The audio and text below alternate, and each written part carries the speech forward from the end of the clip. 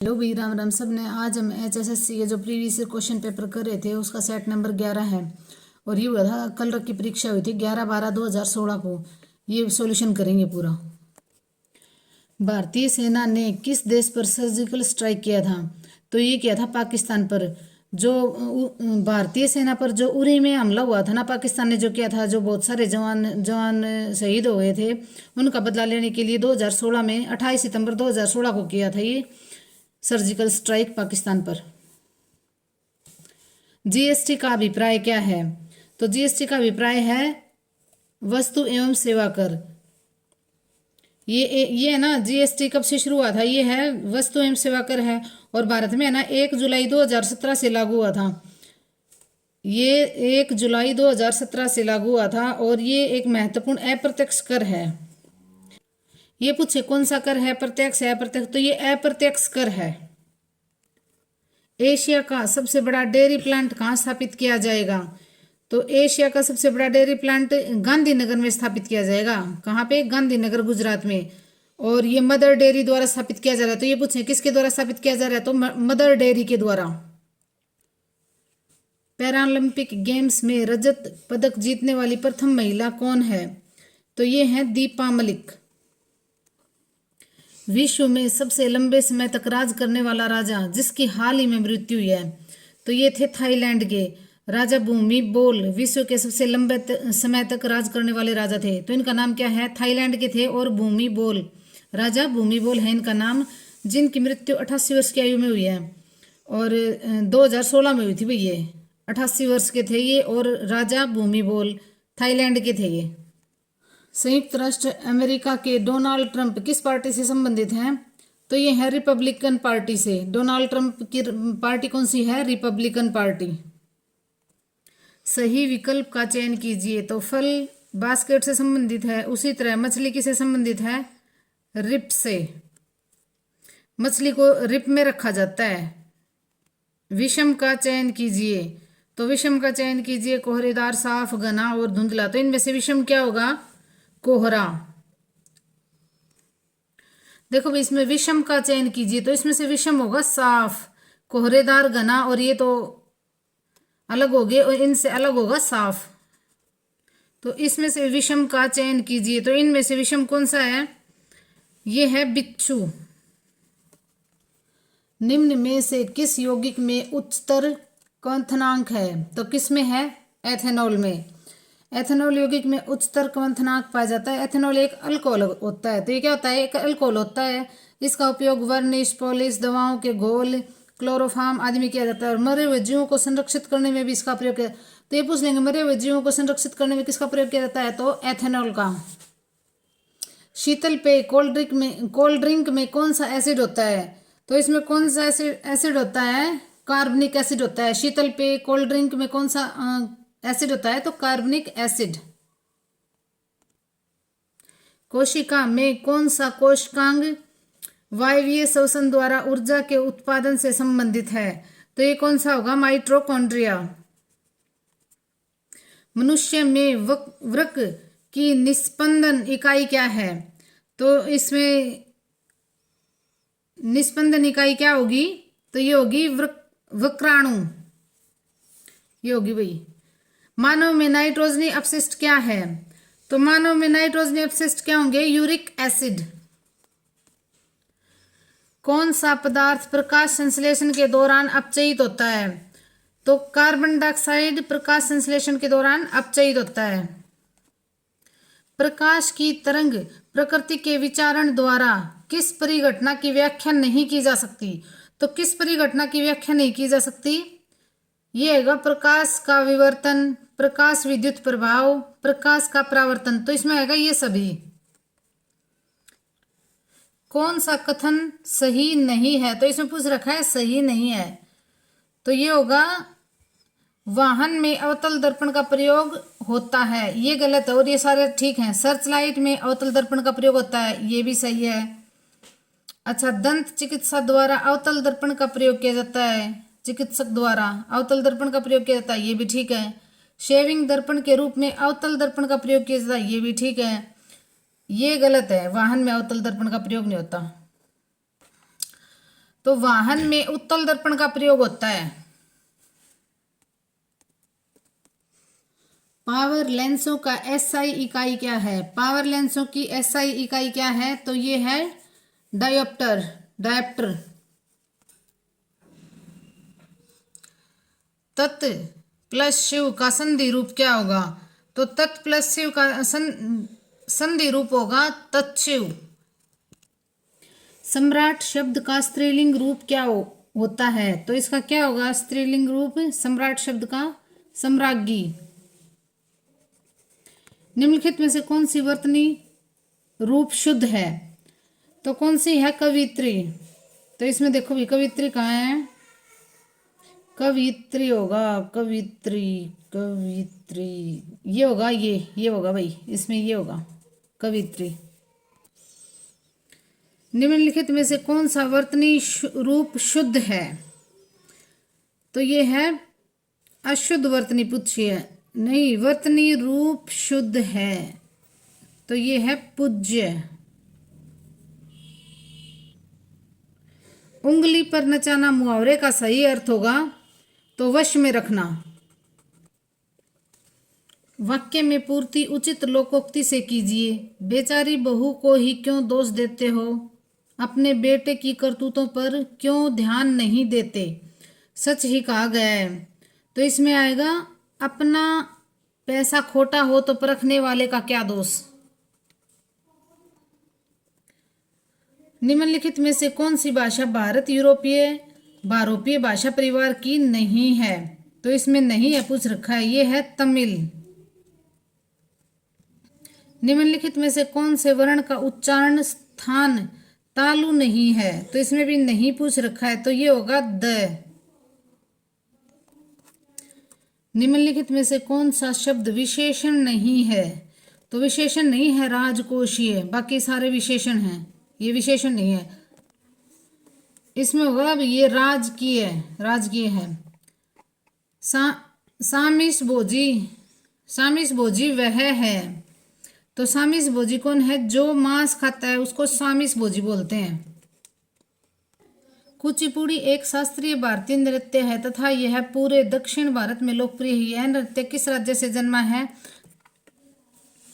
तो यह नृत्य आंध्र प्रदेश से जन्मा है। किससे जन्मा है? आंध्र प्रदेश का प्रसिद्ध शास्त्रीय नृत्य है और यह दक्षिण भारत में फेमस है। और इस नृत्य का नाम है ना कृष्णा जिले के कुचिपुड़ी गांव के ऊपर पड़ा है। तो कृष्णा जिले का जो कुचिपुड़ी गांव है ना उस पे ये नृत्य का नाम पड़ा है और यहाँ रहने वाले ब्राह्मण इस नृत्य पर अभ्यास करते हैं। तो कुचिपुड़ी आंध्र प्रदेश का है।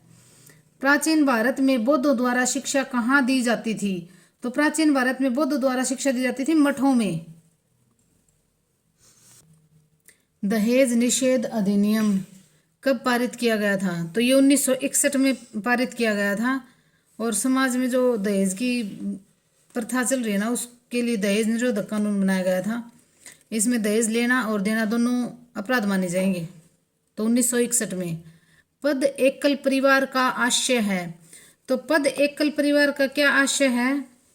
पद एकल परिवार का आशय है पति पत्नी तथा उनके बच्चे। पद एकल परिवार का आशय है पति पत्नी तथा उनके बच्चे। उपनयन संस्कार क्या होता है? तो उपनयन संस्कार होता है बच्चे का पवित्र जनेऊ संस्कार। तो उपनयन संस्कार क्या होता है? बच्चे का पवित्र जनेऊ संस्कार। ब्रिटिश साम्राज्यवाद के समय में भारत के आर्थिक शोषण का सिद्धांत प्रतिपादित किया था। तो ये किसने प्रतिपादित किया था?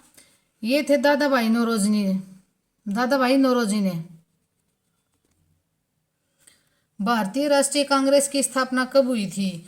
तो भारतीय राष्ट्रीय कांग्रेस की स्थापना हुई थी 1885 में और इसकी अंग्रेज अधिकारी ह्यूम द्वारा इसकी स्थापना की गई थी। और कहाँ? बम्बई में। तो भारतीय राष्ट्रीय कांग्रेस की स्थापना 1885 में और A.O. ह्यूम द्वारा कहाँ? बम्बई में इसकी स्थापना की गई थी। भारत में निम्न गवर्नर जनरलों को काला क्रमानुसार व्यवस्थित कीजिए। तो देखो ये होगा इसका, ये आएगा इसका तीसरा। तो देखो भाई सबसे पहले वॉरेन हेस्टिंग्स, फिर हैं कार्नवालिस, फिर हैं वेलेजली और फिर हैं डलहौजी। भारतीय स्वाधीनता संग्राम के दौरान रोलेट एक्ट ने आम लोगों में रोष क्यों भड़काया था?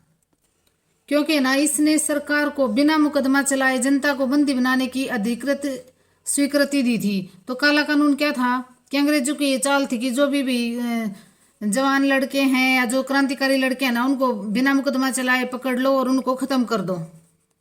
किसकी अनुमति से अंग्रेजों ने अपना पहला कारखाना सूरत में लगाया था? तो देखो किसने कौन से राजा ने अनुमति दी थी अंग्रेजों को कि उन्होंने अपना पहला कारखाना सूरत में लगाया था? तो ये थे मुगल शासक जहांगीर ने। भारत में कागजी मुद्रा सर्वप्रथम कब प्रारंभ हुई थी? तो भारत में कागजी मुद्रा सबसे पहले प्रारंभ हुई थी 1861 में। कब हुई थी? 1861 में कागजी मुद्रा ब्रिटिश शासन के अधीन सर्वप्रथम जारी किया गया था भैया 1861 में। मनरेगा योजना का क्रियान्वयन प्रारंभ में कितने जिलों में किया गया था? तो मनरेगा का क्रियान्वयन प्रारंभ में कितने जिलों में किया गया था? तो ये है 200 जिलों में। और है ना यह योजना 2006 में कांग्रेस नेतृत्व वाली जो यूपीए सरकार थी ना, उसने लागू की थी, जिसके बाद ये 2 अक्टूबर 2009 में इसका नाम बदलकर मनरेगा कर दिया था। नीति आयोग के अध्यक्ष कौन है? तो नीति आयोग के अध्यक्ष हमेशा ना भारत के जो प्रधानमंत्री होते हैं ना, वही हैं होते हैं। और अब कौन है प्रधानमंत्री? नरेंद्र मोदी जी हैं। और इसके उपाध्यक्ष पूछे ना, तो अब है सुमन बेरी जी।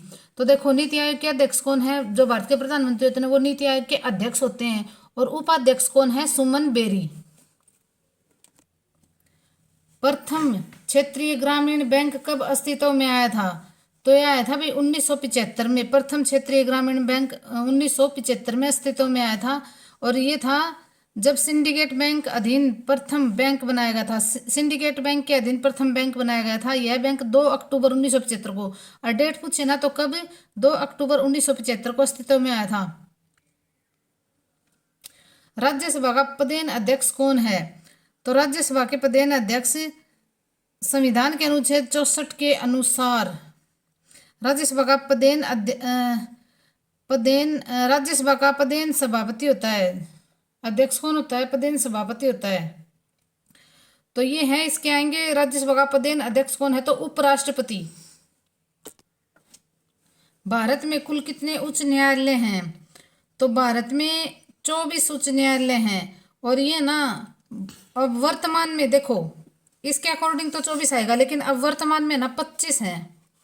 कितने हैं? 25 उच्च न्यायालय स्थापित हैं। सर्वप्रथम 1862 में कलकत्ता, मद्रास और बम्बई उच्च न्यायालय की स्थापना की गई थी। तो ये पूछे भाई जो स्टार्टिंग में कितने उच्च न्यायालय? तो 3 थे। 1862 में कलकत्ता, मद्रास और बम्बई उच्च न्यायालय की स्थापना की गई थी।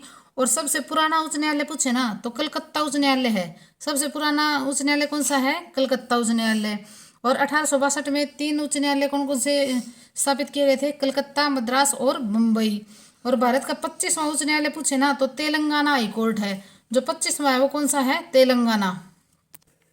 कलकत्ता उच्च न्यायालय को निम्न क्षेत्राधिकार है। तो कलकत्ता उच्च न्यायालय के अधीन कौन कौन से क्षेत्राधिकार आते हैं? तो ये पूछ रखा है। तो इसमें आएगा पश्चिम बंगाल, अंडमान निकोबार द्वीप समूह का संघ क्षेत्र।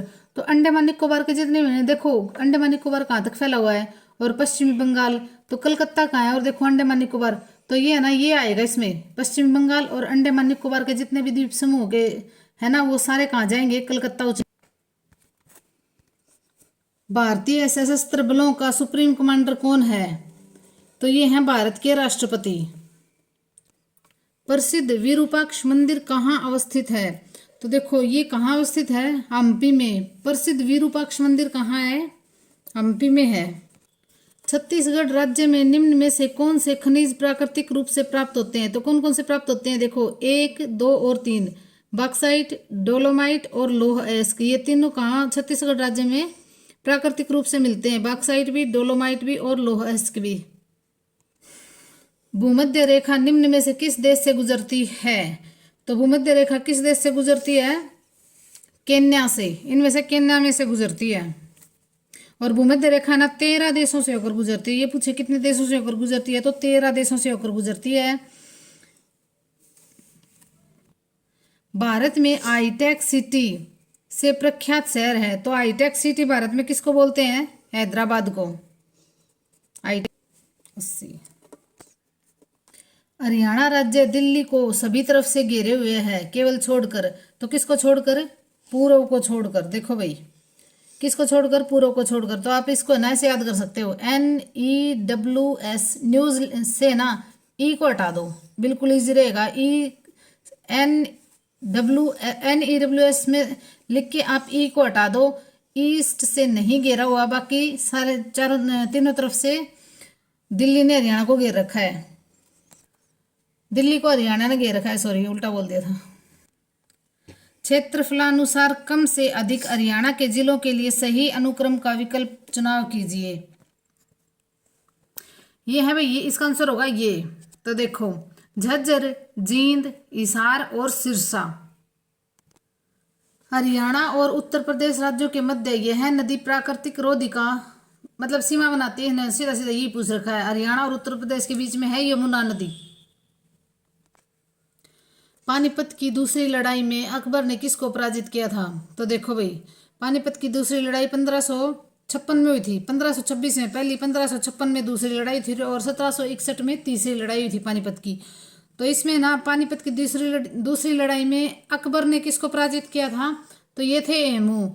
हेमू को हेमचंद्र भी बोलते हैं, और ये रेवाड़ी के थे, और ये ना अंतिम हिंदू राजा थे, और इन्होंने विक्रमादित्य की उपाधि भी धारण की थी। हरियाणा के पलवल जिले से अंग्रेजों ने गांधी जी को कब गिरफ्तार किया था? तो ये क्या था? अप्रैल। देखो भैया, हरियाणा के पलवल जिले से अंग्रेजों ने गांधी जी को गिरफ्तार किया था, तो कब किया था? अप्रैल 1919 में। तो इसकी डेट आती है भी यू की 10 अप्रैल 1919 को गिरफ्तार किया था। और ये ना गांधी जी की पहली गिरफ्तारी थी हरियाणा में।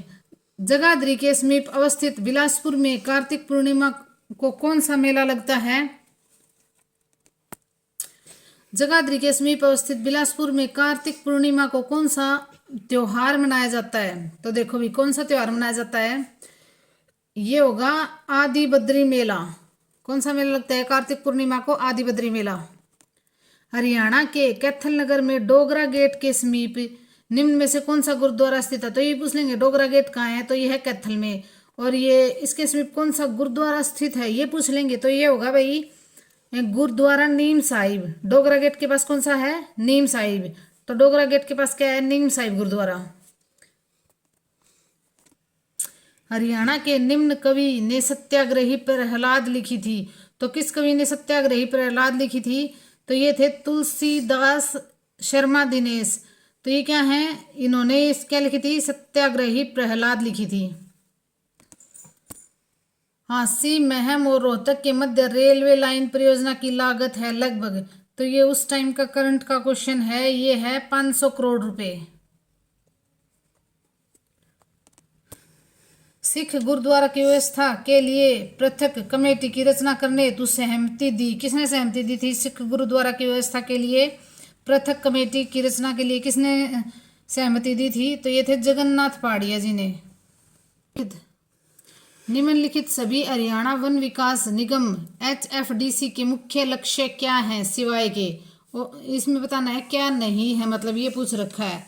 तो ये है जनसंख्या नियंत्रण। जनसंख्या का वन वालों से क्या मतलब है? तो ये और ग्रामीण क्षेत्रों में रोजगार अवसर उत्पन्न करना, और कृषकों को संबंधित तकनीकी हस्तांतरण करना, लकड़ी और काष्ठ ईंधन की कीमत खुले बाजार में सुस्थिर करना। तो इसका आंसर होगा ये नहीं है।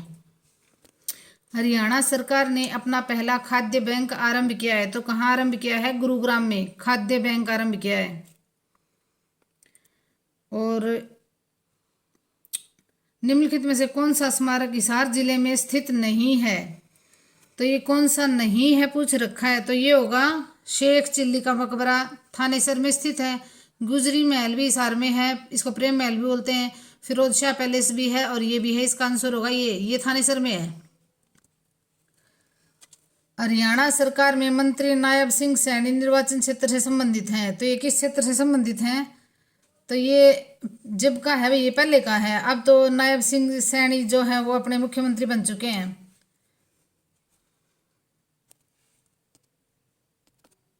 हरियाणा के राज्यपाल बनने के लिए निम्नतम आयु निर्धारित है, तो कितनी आयु है? राज्यपाल के लिए आयु है 35 वर्ष और सीएम के लिए है 25 वर्ष।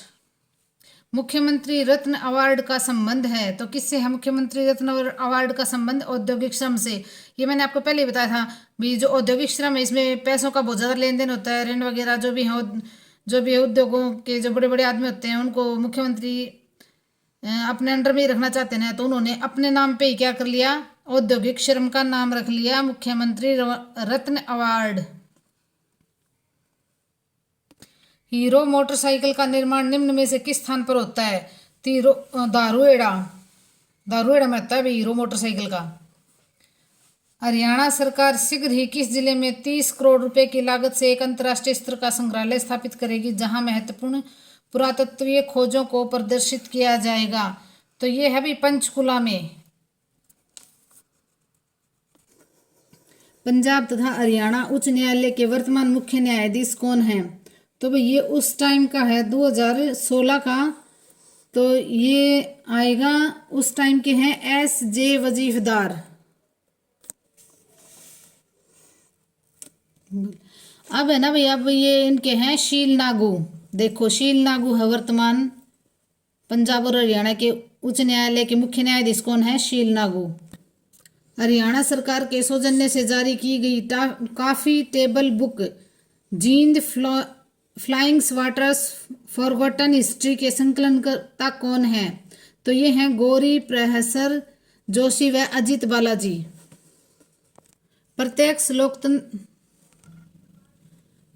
लोकतंत्र सरकार का एक ऐसा तंत्र है जिसमें क्या होता है भाई, लोग देश के रीति निर्माण कार्य तथा प्रशासन में सीधा भाग लेते हैं। तो इसका है।